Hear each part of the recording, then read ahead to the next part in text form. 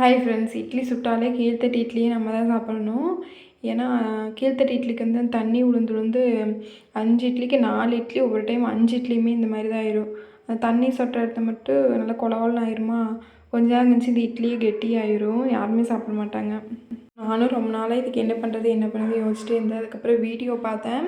வீடியோவில் வந்து கீழ்த்தட்டு இட்லியை மூடி போட்டு மூடிட்டா நல்லா வரும் அப்படின்னு சொல்லி போட்டிருந்தாங்க. நம்மளும் இன்றைக்கி ட்ரை பண்ணி பார்க்கலாம். இந்த தட்டை தான் எடுத்துருக்கிற மூடி வைக்கிறதுக்கு கரெக்டாக இருக்குது. இந்த மாதிரி குழித்தட்டாக இருந்தால் தான் கரெக்டாக இருக்கும். அந்த தட்டு போட்டு மூடி வச்சுட்டு மேல் தட்டு இட்லி ஊற்றி வச்சாச்சு. எப்படி இட்லி வரும்னு பார்க்கலாம். இட்லி வெந்திருக்கோ எடுக்கலாமா?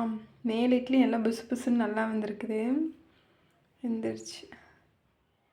மேல் இட்லி எடுத்துகிட்டு கீழே இட்லியை பார்க்கலாம். இந்த தட்டத்தில் எவ்வளோ தண்ணி நிற்குதுன்னா, இந்த தண்ணியெல்லாம் தான் அந்த இட்லியில் உளுந்து இப்படி கொச கொசன்னு ஆயிடுறது. தட்டு அடிக்கிறதுக்கு கொஞ்சம் கஷ்டமாக தான் இருக்குது. ஏதாவது கத்தி அந்த மாதிரி வச்சு எடுத்துட்டோம்னா ஈஸியாக எடுத்துடலாம்.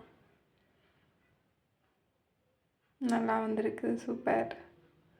இட்லியில் தண்ணியே விழுகல பாருங்கள். இந்த மாதிரி கீழே இட்லியில் உங்களுக்கு தண்ணி விழுந்துச்சுன்னா இந்த மாதிரி மூடி போட்டு ட்ரை பண்ணி பாருங்கள்.